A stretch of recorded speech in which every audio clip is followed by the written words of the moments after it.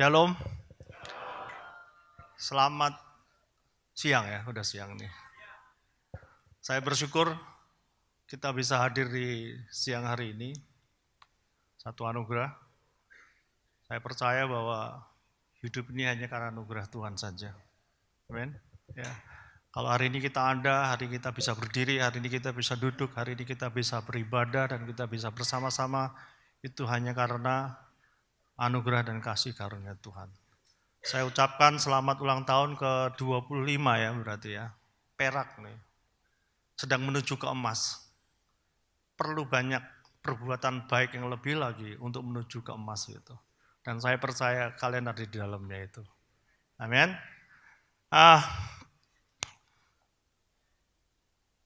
Saya ingin ajak saudara buka Alkitab kita.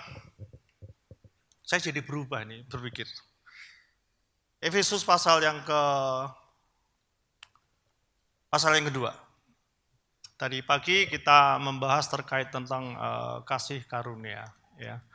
Saya akan melanjutkan juga tentang kasih karunia, tapi saya ambil dari Efesus pasal yang kedua. Alkitab saya halaman 244 perjanjian baru. Alkitab saya, saudara halaman berapa? 1, oke. Sudah ketemu semua? Judulnya apa dikatakan situ? Semuanya adalah kasih karunia. Anda melewati 25 tahun perjalanan gereja ini adalah karena kasih karunia. Tadi sampaikan, di luar aku kamu tidak bisa berbuat apa-apa. Akulah pokok anggur dan kamulah carangnya. Hanya menempel di pokok anggur, carang itu bisa berbuah. Tadi dilanjut dengan di luar aku kamu tidak bisa berbuat apa-apa. Semua hanya oleh kasih karunia. Yang kita peroleh hari ini, kita diselamatkan, kita diberkati, kita ada hari ini, keluarga kita baik-baik semua. Itu hanya karena apa? Kasih karunia. Hanya anugerah, hanya by grace. Nah, saya ingin ajak saudara dulu baca dulu ayat ini, kemudian kita akan lihat. Ya. Semuanya adalah kasih karunia. Kamu dahulu sudah apa, saudara? Mati karena pelanggaran-pelanggaran dan dosa-dosamu. Kamu hidup di dalamnya karena kamu mengikuti jalan dunia ini. Karena kamu mentaati penguasa kerajaan angkasa, yaitu roh yang sekarang apa? Sedang bekerja di antara orang-orang durhaka. Ya. Apa yang terjadi hari-hari ini, apa yang ada pada hari ini, kita lihat. Dunia sedang tidak baik-baik saja. Alkitab mengatakan bahwa pada akhir zaman akan terjadi masa-masa yang sulit, masa-masa yang sukar. Orang tidak bisa diajar kebaikan lagi, orang lebih menuruti hawa nafsunya. Alkitab katakan orang menjadi garang, tidak bisa dinasehati. Alkitab tadi mengatakan bahwa menuruti ya roh-roh yang sekarang sedang bekerja di antara orang-orang durhaka. Jadi kalau Anda melihat orang jahat, saudara jangan kaget. Alkitab sudah mengatakannya, pada akhir zaman akan terjadi masa yang sulit, masa yang sukar. Orang akan menjadi garang, tidak bisa menguasai diri, lebih menuruti hawa nafsunya. Tidak mau dinasihati, berlagak tahu, lebih bercenderung berbuat yang tidak baik. Kita sama-sama tahu akhir bulan yang lalu saya di Jakarta, saudara bisa tahu kan, suasana mencekam di Jakarta itu sangat-sangat sekali. Dan saya tinggal tidak 1 kilo di belakang gedung DPR itu. Saya keluar masih kosong, saya pulang, nggak bisa pulang. Iya kan? Dan saya melihat, apakah tidak akan terjadi lagi? Bagaimana dengan tahun depan? Jangan-jangan terjadi perang. Sekarang lagi rame semuanya begitu. Tapi Alkitab sudah menjelaskan bahwa akan terjadi di akhir. Saudara dan saya harus bersiap-siap. Saudara dan saya harus menjaga. Saudara dan saya harus mempersiapkan diri. Tapi ingat, bukan karena oleh kekuatan dan gagah kita, bukan karena kemampuan kita, bukan karena kekayaan kita, bukan karena kita mampu, bukan karena kita sangat mampu melakukan, tetapi hanya oleh apa? Kasih karunia. Kita sedang berada di dalam situasi yang tidak baik-baik saja, tapi karena ada kasih karunia itu kita bisa bertahan. Kita masih bisa berbuah dan kita masih bisa berbuat yang baik. Saya lanjutkan lagi. Sebenarnya dahulu kami semua juga terhitung di antara mereka. Ketika kami hidup di dalam hawa nafsu, daging, dan menuruti kehendak daging. Dan pikiran kami yang jahat. Pada dasarnya kami adalah orang-orang yang harus dimurkai sama seperti mereka yang lain. Tetapi Allah yang kaya dengan rahmat, oleh karena kasih-Nya yang besar, yang dilimpahkannya kepada kita, telah menghidupkan kita bersama-sama dengan Kristus, sekalipun kita telah mati oleh kesalahan-kesalahan kita. Oleh kasih karunia kamu diselamatkan. Dan di dalam Kristus Yesus Ia telah membangkitkan kita juga dan memberikan tempat bersama-sama dengan Dia di surga, supaya pada masa yang akan datang Ia menunjukkan kepada kita kekayaan kasih karunia-Nya yang melimpah-limpah sesuai dengan kebaikannya terhadap kita di dalam Kristus. Sebab karena kasih karunia kamu diselamatkan oleh iman. Itu bukan hasil usahamu, tetapi pemberian Allah. Itu bukan hasil pekerjaanmu. Jangan ada orang yang memegahkan diri, karena kita ini buatan Allah, diciptakan dalam Kristus Yesus, dan untuk melakukan pekerjaan baik yang dipersiapkan Allah sebelumnya. Ia mau supaya kita hidup di dalamnya. 25 tahun saudara sudah berjalan. Saudara dan saya harusnya orang yang dihukum. Karena kejahatan kita, karena dosa kita, karena hidup kita yang lama. Tapi oleh kasih karunia, kita dihidupkan kembali. Hidup yang lama berubah menjadi yang baru.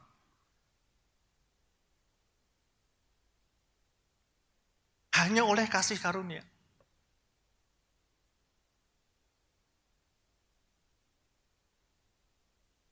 Seharusnya kita orang yang dihukum, kita nggak layak duduk sini untuk memuji dan menyembah Tuhan. Tapi karena kasih karunia, karena iman di dalam Yesus itu menyelamatkan kita, dan saudara dan saya hari ini ada di sini. Dan kita punya hak untuk menyembah Dia. 25 tahun bukan waktu yang singkat. Anda sudah melihat bagaimana Tuhan menuntun, bagaimana kasih karunia Tuhan, bagaimana kebaikan-kebaikan Tuhan yang ada di gereja dan jemaat ini.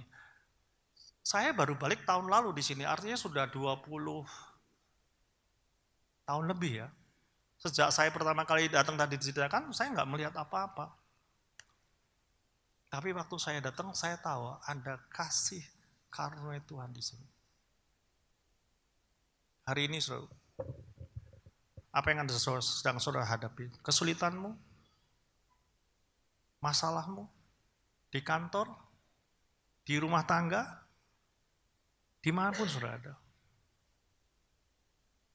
Saudara tidak tahu, orang yang duduk sebelahmu sedang punya masalah apa enggak, saudara enggak tahu itu.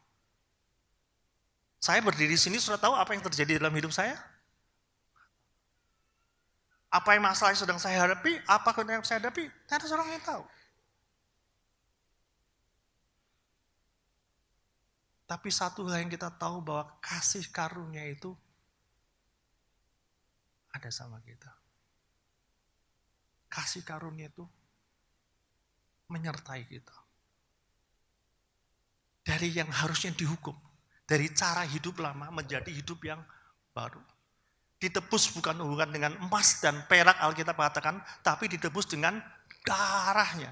Ditebus dengan nyawanya. Yang tadinya kita harusnya dihukum, kita harusnya tidak layak, tapi karena Tuhan, karena Yesus, karena kasih karunia-Nya, karena anugerahnya, Dia mau menyerahkan nyawanya untuk saudara dan saya, supaya yang harusnya kita mati menjadi apa? Hidup. Ditarik keluar dari kehidupan yang lama, masuk kepada kehidupan yang baru.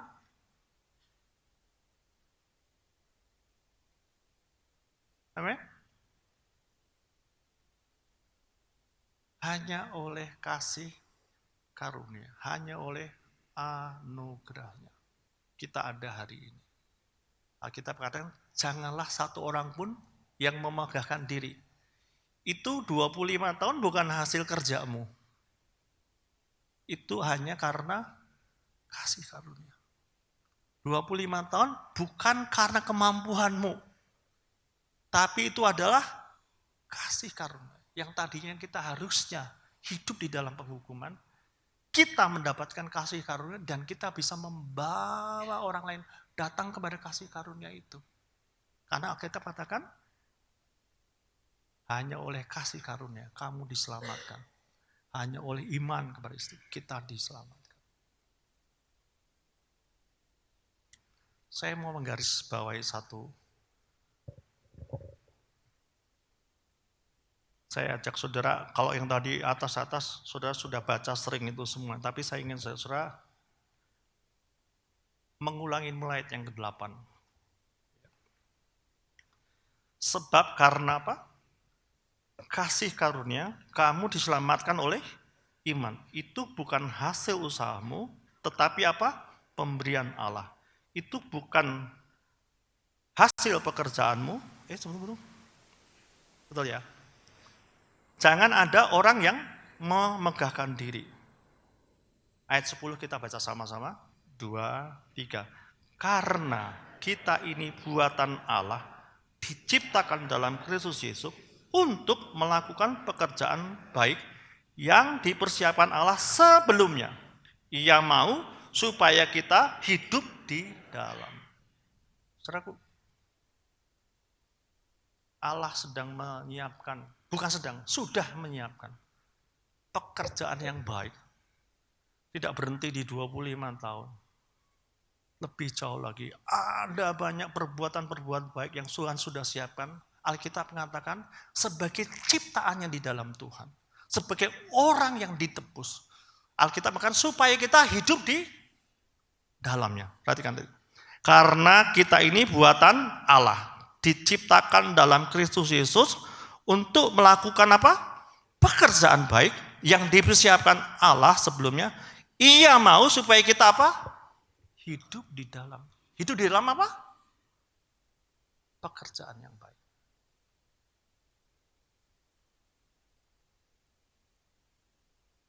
Sekolah yang dibuat itu adalah pekerjaan yang baik. Dan saudara menghidupinya di dalamnya. Sehingga sekolah itu menjadi berkat. Jadilah engkau berkat di mana engkau dibuang, di mana engkau tinggal. Sejahterakanlah kota di mana kamu tinggal. Saudaraku, apakah hidup kita ini hanya untuk diri kita sendiri? Hanya untuk keluarga kita? Apakah perbuatan yang baik, pekerjaan yang baik itu hanya untuk orang-orang di sekitar kita?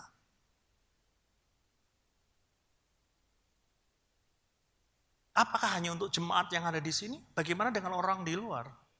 Yang belum menerima kasih karunia, yang belum menerima Tuhan. Yang belum menerima pekerjaan yang baik yang menyelamatkan saudara dan saya.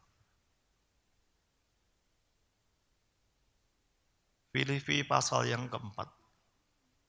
Filipi pasal yang keempat. Alkitab saya halaman 251 Perjanjian Baru. Alkitab Salah halaman 1 lagi. Pokoknya mau dibuka halaman 1 terus saja. Karena di HP kan. Tapi ingat ya, jangan terdistrak dengan notifikasi yang tang, ting, tung, akhirnya kita terdistrak di situ. Tuhan akan menolong kita, amin. Judulnya apa dikatakan saudaraku? Filipi pasal yang keempat. Nasihat-nasihat terakhir. Pernah nggak saudara dan saya dapat nasihat dari orang tua? Dengar ya, 1, jangan nakal. 2, jangan boros-boros. 3, tidur yang benar. Yang terakhir, nah, kan sekarang begitu kan? Udah banyak nasihat-nasihat. Yang terakhir, jangan lupa hormati orang tuamu. Nah, Alkitab ini menulis nasihat yang terakhir.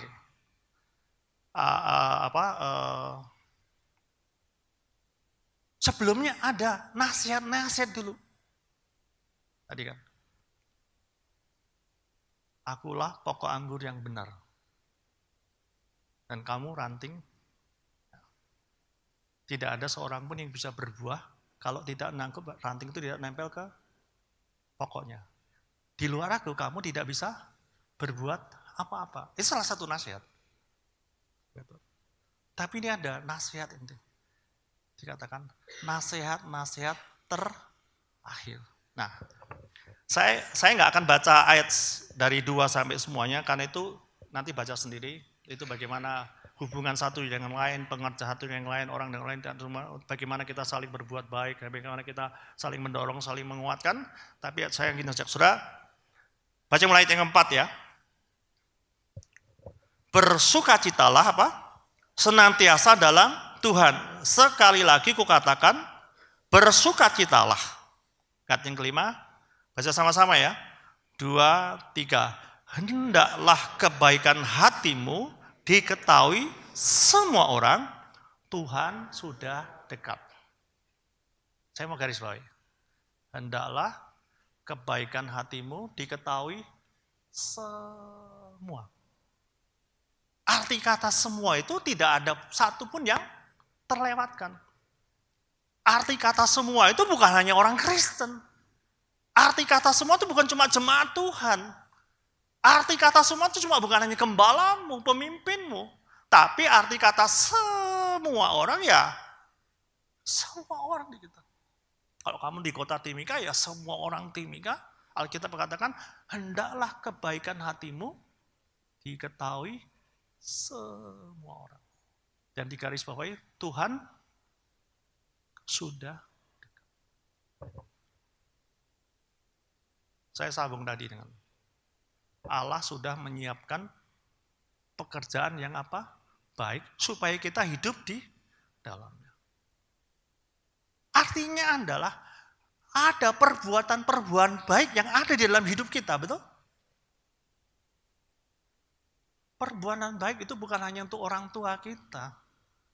Perbuatan baik itu bukan hanya untuk anak-anak kita. Bukan hanya untuk anak-anak sekolahmu yang di sini, tetapi biarlah kebaikan kamu diketahui semua. Tidak terkecuali. Semua harus menerima kebaikanmu. Mereka harus tahu ada yang baik dalam hidup kita. Kenapa? Disitulah letaknya kasih karunia Tuhan akan turun ke atas mereka. Makanya di belakangnya tadi, hendaklah kebaikanmu diketahui oleh semua orang, Tuhan datang, ya kan?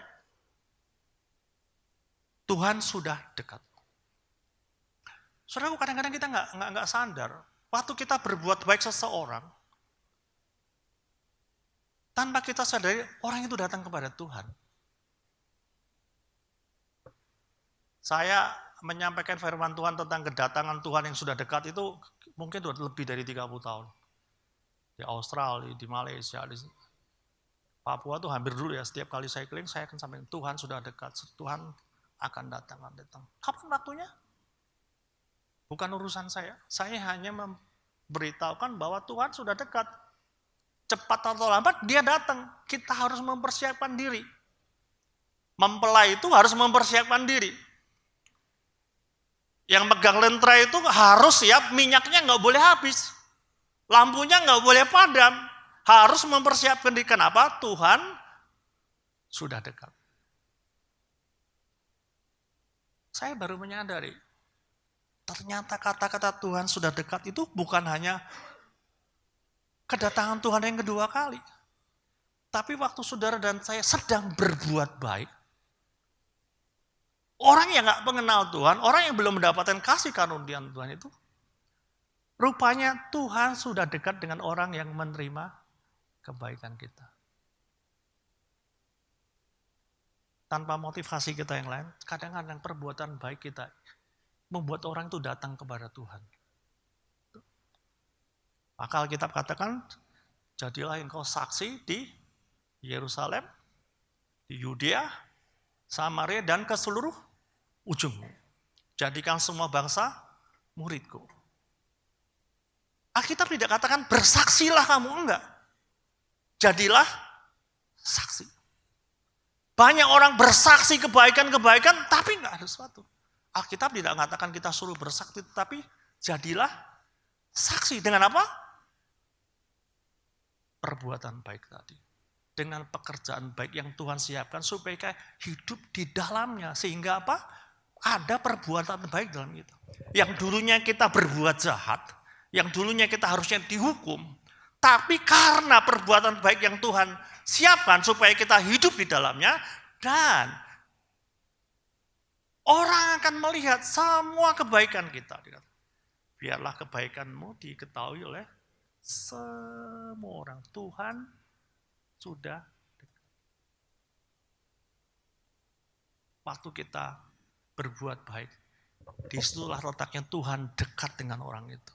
Kenapa? Dia akan merasakan ada kasih karunia Tuhan yang dirasakan lewat hidup kita kan. Ada berkat Tuhan yang sampai karena ada kita.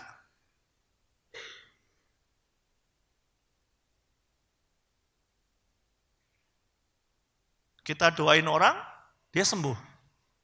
Bertobat. Tadi saya cerita pagi, dulu waktu saya masih sekolah, saya pergi ke rumah sakit, saya melatih diri saya untuk melayani, saya datanginnya semua di ruang. Namanya orang sakit, mau dong didoain kan, saya doain. Dan saya nggak milih, itu orang Kristen enggak, dari desa, itu malah banyak kan orang desa kan rumah sakit gitu.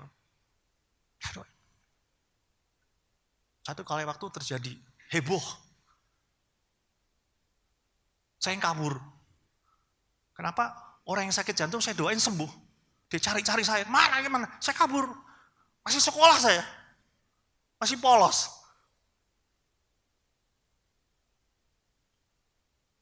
Orang itu datang dan terima Tuhan Yesus. Simple. Kebaikan itu bukan berarti harus saudara kasih dia duit. Kebaikan itu bukan karena saudara kasih dia makan. Tidak harus begitu. Kebaikan itu bukan karena saudara kasih dia pekerjaan. Nah, apapun yang saudara lakukan. Doa itu kebaikan. Amin. Saudara tetanggamu nggak bisa punya kendaraan untuk datang ke gereja, saudara samperin, itu apa? Perbuatan baik. Kebaikan, simple. Saudara. Tidak harus saudara membelikan seorang mobil, rumah, no. Tapi kebaikan, apapun yang saudara lakukan, Tuhan dekat dengan orang itu. Hendaklah kebaikanmu diketahui oleh apa? Siapa? Semua orang. Tukang parkir di luar, di mall, di mana? Kalau sudah pelit, nggak mau kasih uang parkir, pada sudah punya, sudah dihujat. Dasar lo pelit lo kan gitu. Tapi kalau sudah kasih ya sehat-sehat banget gitu. Hendaklah kebaikanmu diketahui oleh semua lapisan.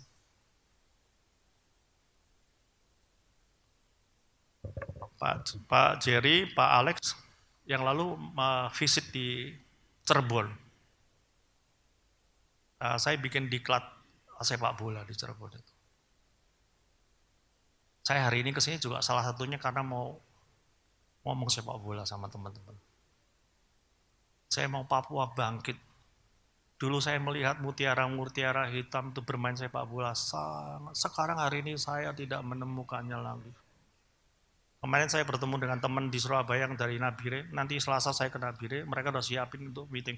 Hari ini 1-2 hari saya akan ketemu dengan beberapa orang di sini juga. Kenapa? Saya dorong Pak Jerry sama teman-teman bikin lapangan bola di tempat yang baru, bikin dom, bikin sekolah, bikin semua. Orang dari Paniai, dari Sugapa, dari datang ke sini sekolah di situ dan belajar sepak di situ. Supaya apa? Kebaikan kita diketahui oleh semua orang. Di sana susah. Tidak ada lapangan, tidak ada sekolah. Kalau mereka bisa datang dan sekolah sih, tidak perlu diangkut kapal ke Jawa. Saya nggak perlu cerita, saudara tahu maksud saya kan? Saya pernah nangis dulu. Saya berteman baik dengan salah satu pemimpin itu. Saya duduk ngobrol situ, tiba-tiba ada anak Papua datang. Pemimpin ini ngomong sama saya, Pak San, baru datang semalam Pak, satu kapal. Oh no.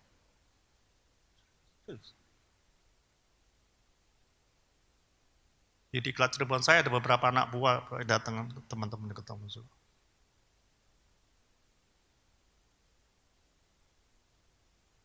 Biarkan kita hidup di dalam perbuatan baik yang Tuhan sudah siapkan. Kita tidak mempersiapkannya, Tuhan yang menyiapkan. Kita hanya diminta apa? Hidup di dalamnya. Dan kebaikan itu akan sama-sama dengan kita. Dan hanya oleh kasih karunia Tuhan. Bukan karena kekuatan kita, bukan karena kemampuan kita, bukan karena kekayaan kita, tetapi karena kasih karunia Tuhan. Yang sudah mempersiapkan perbuatan-perbuatan baiknya, yang kita tinggal hidup di dalamnya, dan kita membagikan kebaikan itu. Hendaklah kebaikanmu diketahui oleh siapa? Bukan cuma untuk orang di Timika, dari Sugapa, di Panai, dari Sarmi, dari mana itu. Saya udah lupa nama-nama ya, udah 20 tahun saya. Dulu tiap 3 bulan saya keliling itu, sampai ke Jayapura, ke Biak itu.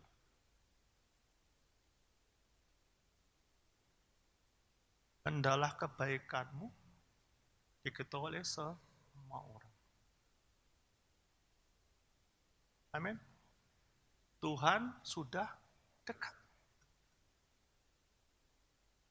Kita tidak akan berteriak, ada Tuhan. Enggak, itu bukan urusan kita.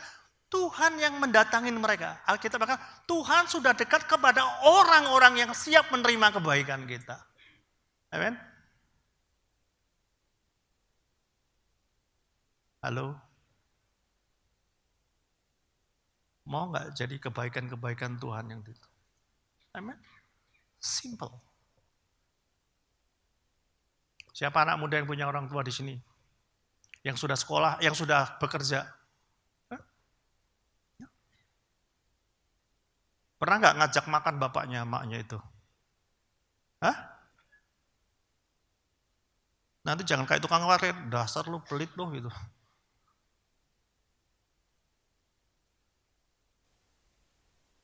Alkitab menulis, diberkatilah orang yang menghargai orang tuanya. Kamu waktu kecil, 25 tahun yang lalu masih baby ya, masih sekolah minggu. Yang tadi kan sekarang udah kuliah, udah kerja, masih punya orang tua, udah punya penghasilan. Kasih perhatian enggak ke orang tua? Saudara, saya cerita sedikit ya. Saya hidup dari keluarga yang sangat sulit. Umur 8 tahun saya pernah, apa istilahnya itu? Menggelandang.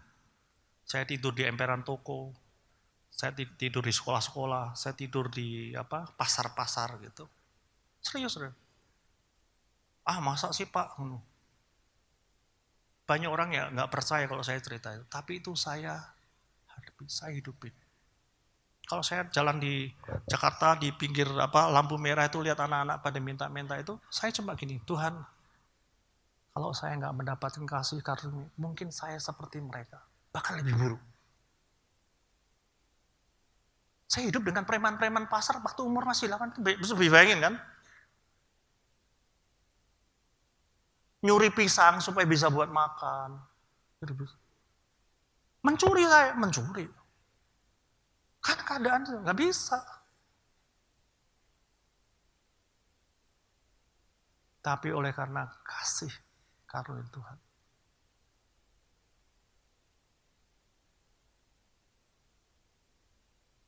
Saya bisa buka di Cirebon United. Kita terima tampung orang untuk hidup menang. Dari mana? Dari Tuhan. Hendaklah kebaikan diketahui oleh semua orang. Tuhan sudah dekat. Tuhan segera datang. Amin. Yang jadi masalah sekarang bagaimana kita hidup di dalam kasih karunia itu. Banyak orang setelah terima kasih karunia berhenti. Hanya sampai diselamatkan, terima kasih karunia. Tidak naik lagi, tidak hidup di dalam perbuatan baik yang Tuhan sudah siapkan. 25 tahun yang lalu sampai hari ini, mau berhenti sampai di sini? Bikin sekolah SMA-nya, cuma sama SMP dong.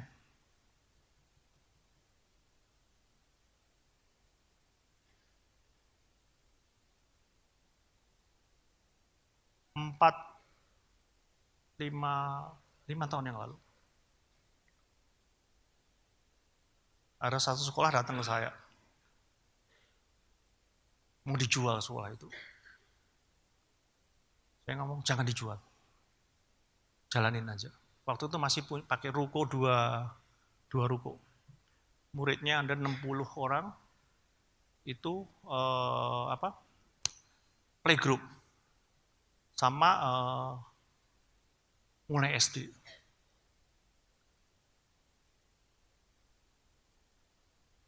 Hari itu mau dibeli sama orang, nggak jadi. Datang ke kantor saya. Saya sedang tidak punya uang dan saya sedang pengen bangun kantor saya di depan. Tapi hari itu Tuhan ngomong sama saya, bantu dia, take over dia. Saudaraku, hari itu saya hanya melangkah dengan iman, saya bangunin 4 lantai. Sekolahan, 32 ruangan. Apa yang terjadi, saudaraku? Dari 60 orang itu menjadi 600 murid. SD saya ngomong, bikin SMP-nya. Bikin SMP. Dan salah satu sekolah yang terbaik di Tangerang. Kira-kira 3 atau 4 tahun lalu. Saya ngomong, mereka datang ke saya, Pak ini anak-anak pada ngeluh nih kalau SMP mau kemana? Nah, terus mau kemana saya bilang itu? Kan ke SMA saya bilang itu. Terus gimana? Ya bikinlah SMA saya bilang gitu kan. Gitu. Saya bantuin ngurus izin-izinnya, karena saya orang media saya tahu itu lebih memudahkan. Jadi, dan hari ini SMA-nya udah penuh. Dari mana? Saya hanya berpunya prinsip bahwa Tuhan sudah persiapkan perbuatan-perbuatan yang baik. Bukan kita yang menyiapkan. Tuhan sudah siapkan. Tinggal kita mau ikut enggak? Atau kita berhenti sampai di kasih karunia kita tadi. Anda mau berhenti di 25 tahun, sampai di sini puas, atau mau ikut lagi perbuatan baik yang lebih besar lagi, yang Tuhan sudah siapkan, supaya saudara hidup di dalamnya dikatakan tadi, betul? Atau saudara berhenti di sini karunia itu.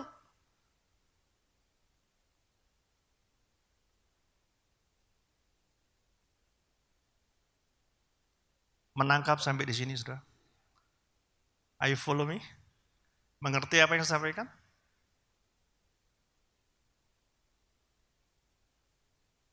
Bukan karena gagah dan kuatmu, bukan karena kebaikanmu, Bukan karena engkau mampu, tetapi karena kasih karunia Tuhan.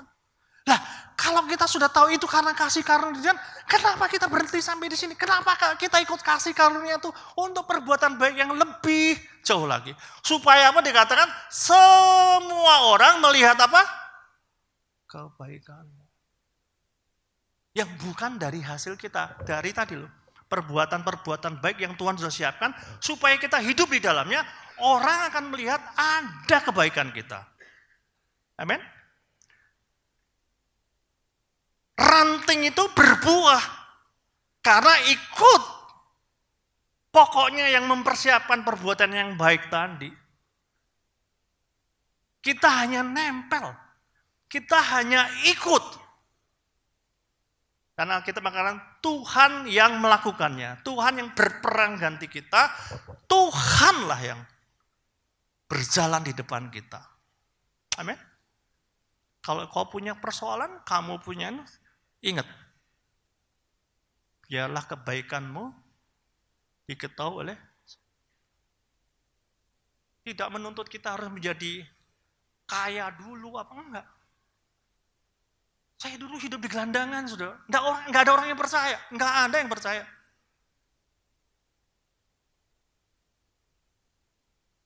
Dulu saya ngobrol dengan Menkominfo yang lama, Pak Menteri itu. Tak percaya, enggak mungkin lah Pak. Saya ngomong, serius saya bilang gitu.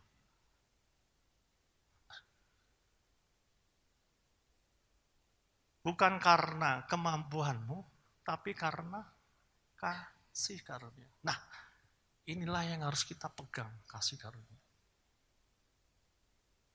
Ada 3 hal tentang kasih karunia yang ingin saya sampaikan. Tadi pagi nggak sempat kan? Habis waktu kita tadi pagi. Saya mau sambung ke sini. Ada 3 hal tentang kasih karunia dalam hidup kita yang harus kita pelihara, harus kita pegang, harus kita jaga. Kenapa? Supaya kita tidak berhenti.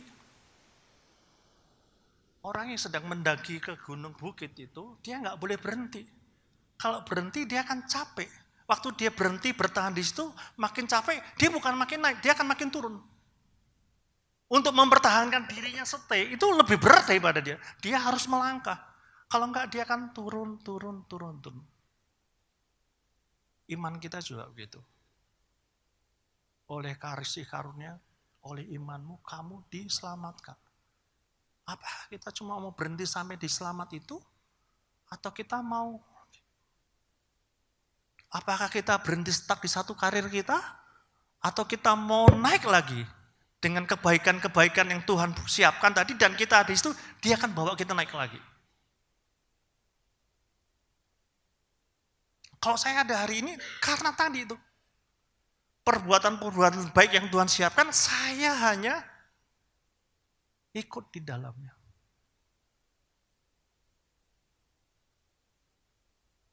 Dan Tuhan yang menyelesaikan. Tugas kita menabur, tugas kita menyirami, yang menumbuhkan siapa? Tuhan. Yang membuat dia diselamatkan siapa? Bukan kita. Tugas kita hanya berbagi. Tuain itu Tuhan yang menuai, bukan kita. Amin. Saudara tahu, Alkitab menulis begini. Nuh itu mendapat kasih karunia. Siapa lagi yang ditulis dalam Alkitab mendapatkan kasih karunia Tuhan? Nuh mendapat kasih karunia Tuhan karena keadaan hari itu sedang keadaan yang chaos, akan ada apa? Hukuman dari Tuhan. Ya kan? Nuh harus membangun apa? Yang kedua adalah Daud. Alkitab menulis Daud itu mendapat kasih karunia dari Tuhan. Padahal kita tahu Daud itu berselingkuh iya, brengsek iya, semua ya, tapi dia bertobat dan Tuhan mendapatkan kasih karunia Tuhan. Pertanyaan saya, saudara dan saya mendapatkan kasih karunia itu enggak?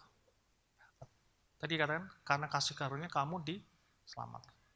Bukan oleh karena, tapi karena itu. Nah, saya ajak saudara baca 1 Korintus dulu ya. 1 Korintus pasal yang ke-12, ayat yang ke-9. Kepada yang seorang, roh apa? Yang sama memberikan apa? Iman. Dan kepada yang lain ia memberikan apa? Karunia. Untuk apa? Menyembuhkan. Kepada yang seorang, roh memberikan apa? Kuasa untuk mengadakan mukjizat. Dan kepada yang lain ia memberikan karunia untuk berbuat. Dan kepada yang lain lagi ia memberikan karunia untuk membedakan bermacam-macam. Kepada yang seorang ia memberikan karunia untuk apa? Berkata-kata dengan bahasa roh. Dan kepada yang lain ia memberikan karunia untuk apa? Menafsirkan. Tetapi semuanya itu dikerjakan oleh siapa, saudaraku? Roh yang satu dan yang sama. Yang memberikan apa, saudaraku? Karunia kepada tiap orang-orang secara khusus seperti yang dikehendakinya. Dalam perjalanan kita menjalankan kasih karunia itu, Tuhan akan memberikan kepada kita satu roh yang spesifik yang hidup di dalam kita. Jadi, tidak semuanya menjadi sama. Di dalam tubuh ini ada tangan, ada kaki, ada kepala, ada mata, ada hidung. Tuhan ingin menaruh sesuatu yang spesifik dalam hidup kita. Waktu kita hidup di dalam kebaikan Tuhan, Tuhan akan taruh itu.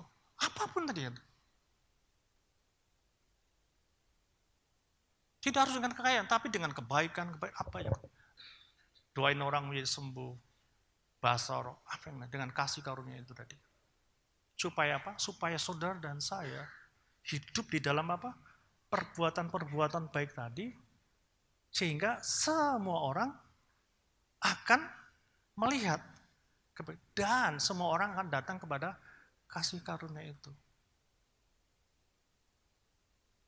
Yang pertama, letakkanlah pengharapanmu bukan dalam kekuatanmu, bukan di dalam hasil usahamu, tetapi letakkanlah pengharapanmu di kasih karunia tadi. Itu yang pertama. Alkitab katakan pengharapan itu adalah seperti sauh. Sauh itu apa? Jangkar yang dilabuhkan. Pertanyaannya, di mana saudara labuhkan sauh pengharapanmu itu? Di luar aku kamu tidak bisa berbuat apa-apa. Letakkanlah pengharapanmu di dalam kasih karunia tadi, supaya pengharapanmu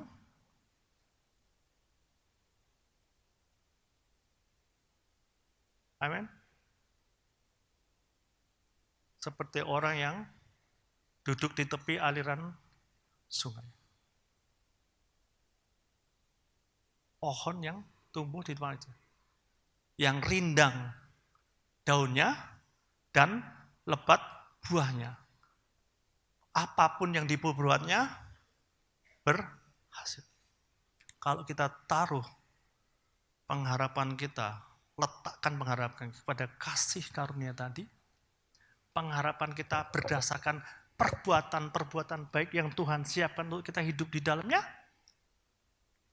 yang terjadi adalah kebaikan-kebaikan, yang terjadi buah-buah kebaikan itu karena apa?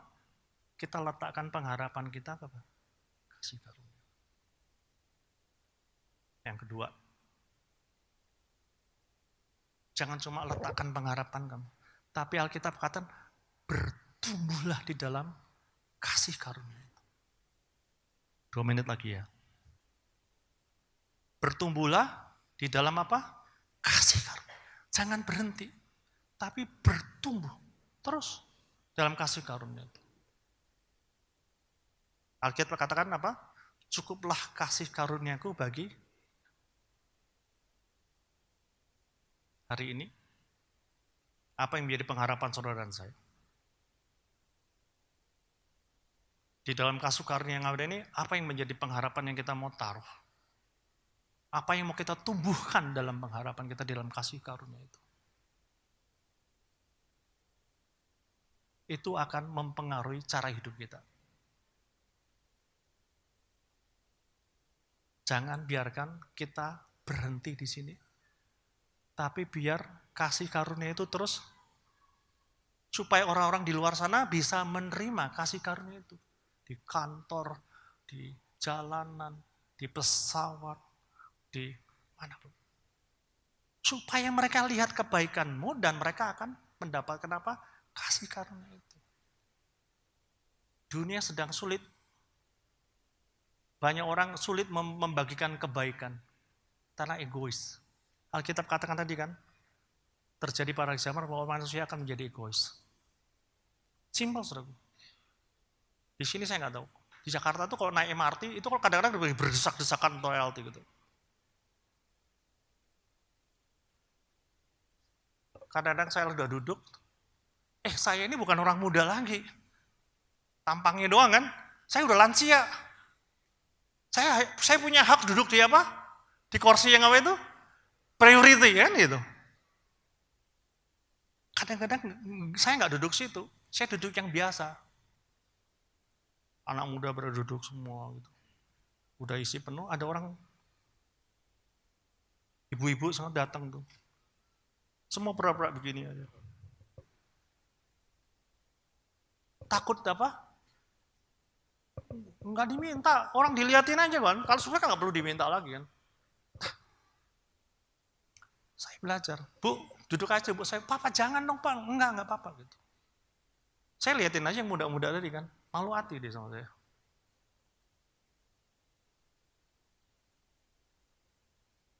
Tidak bertumbuh, stuck di situ.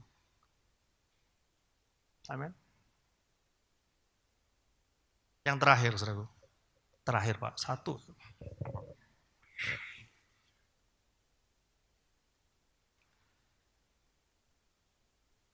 2 Timotius pasal yang pertama.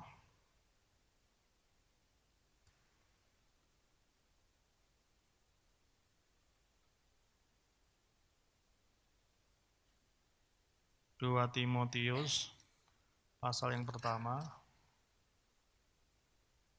Pasal yang kedua, bukan yang pertama.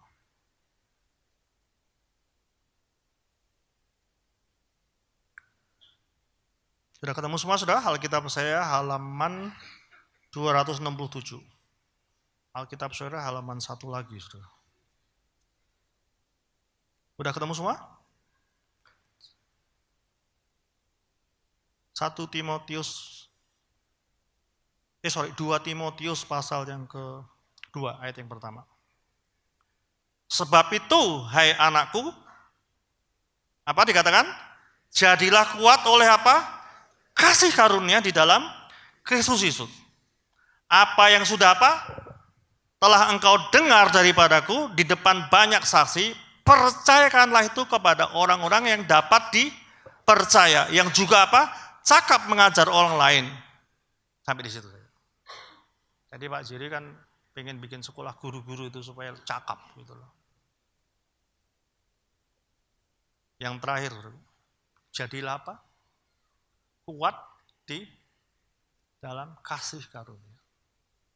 Yang pertama tadi, letakkanlah pengharapanmu dalam kasih karunia. Yang kedua, bertumbuhlah di dalam kasih karunia. Yang terakhir adalah, jadilah kuat. Jadilah kuat di dalam kasih karunia. Amin.